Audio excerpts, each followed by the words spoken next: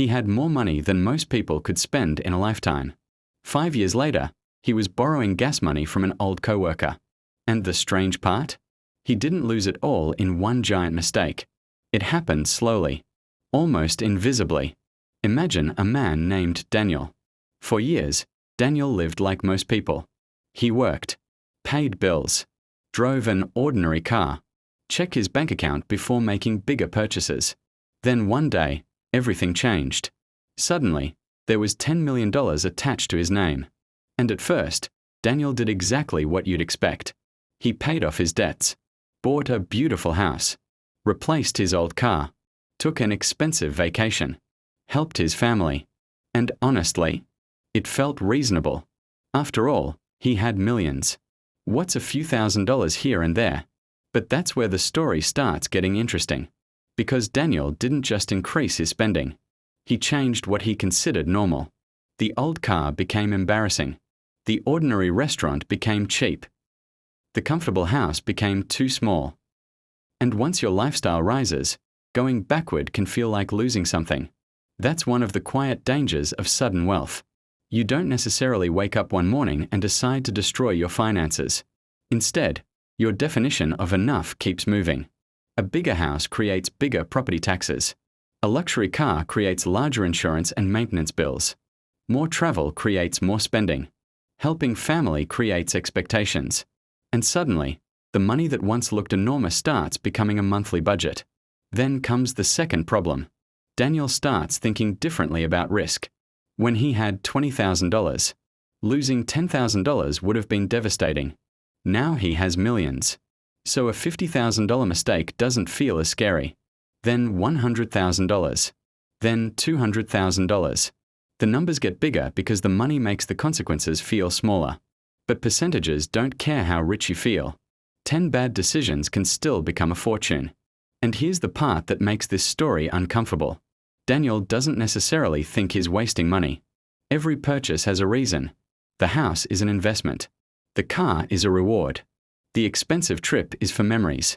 The business opportunity is supposed to make even more money. The loan to a friend is supposed to help someone out. One decision isn't enough to destroy $10 million. But hundreds of decisions can. Then the income stops. The bills don't. The lifestyle doesn't. And suddenly Daniel isn't living from wealth anymore. He's living from the remaining pile of money. That's a completely different situation. Eventually, the house has to be sold. The cars disappear. The expensive dinners stop. And the person who once had millions is now trying to figure out how to cover ordinary expenses. That's the twist. The money didn't disappear overnight. His relationship with money changed first. And that's what makes this story bigger than one fictional millionaire. Because you don't need $10 million to make the same mistake.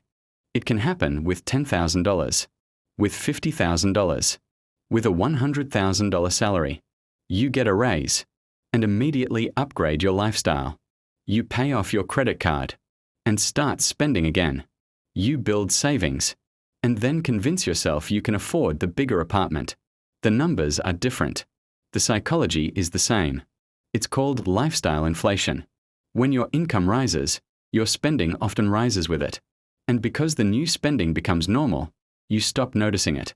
That's why getting richer isn't simply about earning more money. It's about increasing the gap between what you earn and what you need to spend. Because that gap is where financial freedom lives. Imagine Daniel had done something boring instead.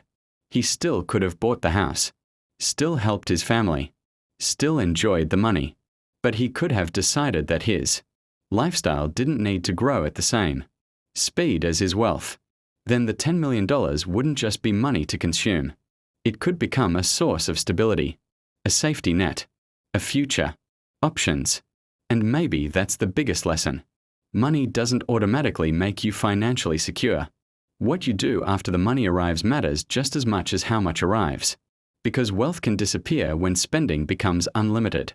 But wealth can also become powerful when your definition of enough stays under control. So the real question isn't, what would you do if you suddenly had $10 million? It's, if your income suddenly doubled tomorrow, would your life actually need to double with it? Because sometimes, The difference between staying rich and becoming broke isn't how much money you receive. It's how quickly you decide that the money is already yours to spend.